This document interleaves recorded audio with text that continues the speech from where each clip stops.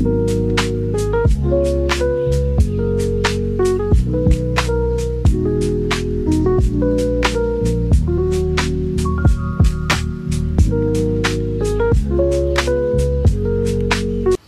থেকে দেখা গেলে দেখো পুরো জল জমে একসা কাণ্ড।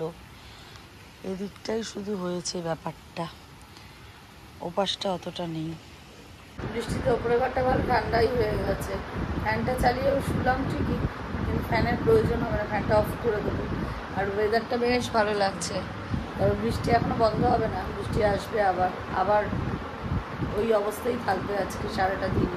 বিকেলের পর থেকে যদি বৃষ্টিটা একটু কমে। আজকে সব কথার মধ্যে একটা ভালো কথা মনে হয়, জানি না, ছেলে মনে হয় আজকে বাসে উঠবে, তাহলে কালকে আসবে, কালকে একেবারে কলেজ করে বাড়ি ঢুকবে বলেছে। তাও কনফার্ম খবর আবার পরে জানতে পারবো সেটা ওর কাছ থেকে। আর এখন একটু শোবো, কারণ মাও নিচে গিয়ে 4টের সময় দেখি মাও বোনেরও টেস্ট হয়েছিল, সে কোমরে ব্যথা পিঠে ব্যথা, শুতে পারছে না, জেগে বসে আছে। আমিও গিয়ে একটু কথা বলে আবার ওপরে আসলাম, আমারও তো ঘুম হয়নি ব্যথার চোটে। তো এখন একটু শুই, তারপরে ব্লগ কন্টিনিউ করছি। ওপর থেকে অনেকক্ষণ নিচে এসে পড়েছি। এবার উপরে ঘরটা পরিষ্কার করা হয়নি, কারণ লিজা এসেছিলো, লিজার সঙ্গে কিছু ফেসবুকেরই কাজ করছিলাম। তো এখন যাব উপরে ঘরে গিয়ে ওপর ঘরটা গুছাবো, ঝাঁটা ফাটা নিয়ে যেতে হবে।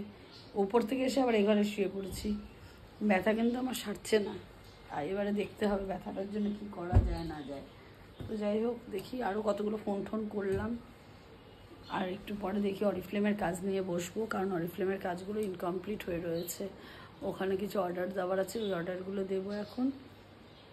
আগে যাই উপর ঘরটা পরিষ্কার করি, তারপরে গিয়ে কাজগুলো করবো, বাকি কাজ করবো। এদিকে চেয়ারের মধ্যে এক কারি জামা কাপড় ভাঁজ করা, মানে করা আগাছালো, ওগুলোকে সব ভাঁজ করবো। কাচার জন্য মেশিনে দেওয়া আছে, যেহেতু বৃষ্টি হচ্ছে তাই জন্য ভাবছি আর করবো না, আজকে কাচবো না।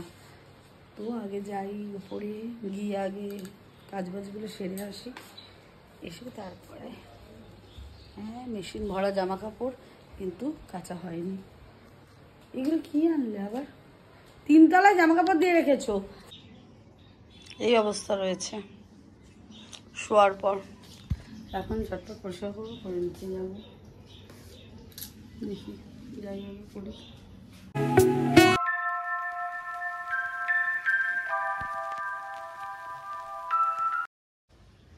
বিছানা পরিষ্কার করার পরে হাঁপিয়ে গেছে, ওই জন্য এখন খাচ্ছি চকলেট ব্রেক। এখন আমি একটা চকলেটকে খুললাম, কিটক্যাটটা খুলে এখন খাচ্ছি চকলেট ব্রেক, মানে করছে চকলেট ব্রেক। যাই হোক, আগে ব্রেকটা করে নিই, আর সঙ্গে একটা ব্লগ দেখে নিই, তারপরে যাবো স্নানে। ঘড়িতে বাজে এখন 5:30। এতক্ষণে আমার স্নান হলো, ওই এখন দেবো মেশিনে কাছাকাছি করতে। এখন কখন কী হবে জানি না, কারণ আকাশের অবস্থা তো ঠিক নেই। এই স্ট্যান্ডে করে দিয়েই আর উপরে কিছু মেলে দেবো, ব্যাস শুকিয়ে যাবে, তাতেই হয়তো হাওয়ায় আগে কাঁচাগুলো দিয়ে দিই। পায়েল এসে কাজ করে চলে গেল, বেরোনোর জানি না কোনো কিছু চান্স আছে কি নেই। আগে দেখি কাছাকাছিগুলো তো করি, পরেরটা পরে দেখা যাবে। দেখতে থাকো আগে।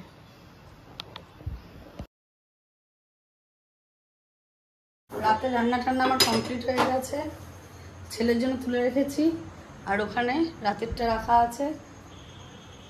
গ্যাস ট্যাসগুলো এখন মুছবো। আর এতগুলো বাসন পড়েছে, নিচে আরও আছে থালাবাটি। তার আগে ধুলাম মিক্সি টিক্সি। আর যেহেতু মাংসটাকে একটু ম্যারিনেট করে পুড়িয়ে নিয়েছি, সেটা একটু গ্যাসটা বেশি নোংরা হয়। গ্যাসটাকে মুছে নিলাম, ঘরে গিয়ে একটু বসবো, পরে বাসন আসবো। অনেকদিন পর বোন আমার ক্যামেরায়। অনেকেই তোকে বলছে যে তোকে নাকি দেখা যাচ্ছে না, তাই জন্য আমি বললাম ওই যে ওকে দেখা গেলেই তো হাতে প্যাকেট থাকে। আমি তো ওই ভয় ওকে আসতে বলি না। দেখো দেখি কাণ্ড, ওই দেখো হাতে প্যাকেট, পাশে ফোন, সেট গিন্নি হয়ে যায়। চেহারাখানা দেখো, আবার বলছে একটুকু কমেনি, সেট গিন্নি একটুকু কমেনি। যাই হোক, খাক। আবার বর আনছে, কি খাবার খেয়ে আসছে, বর খেয়ে আসছে। যাই হোক, শোনো, আমায় কিন্তু চা করতে বলবে না, সে করুক। আমি ঘুগনি খেতেও চাই না, আমি চা করতেও পারবো না। তো এখন শেঠগিন্নি আগে খেয়ে নিক। সকালে আজকে ঘুমটা ভেঙে গেছে আর লেগেছে প্রচণ্ড সর্দি জ্বর। তো যাই হোক, বিছানা টিছানাও আমার এদিকে পরিষ্কার করা হয়ে গেছে, ওরাও চলে আসবে একটু বাদেই বলেছে। এই পর্যন্ত যদি ব্লগটা ভালো লেগে থাকে, do like, comment, share and subscribe. Good night বলার ব্যাপার নেই, মিলছি নতুন একটা ব্লগের সাথে। চলো।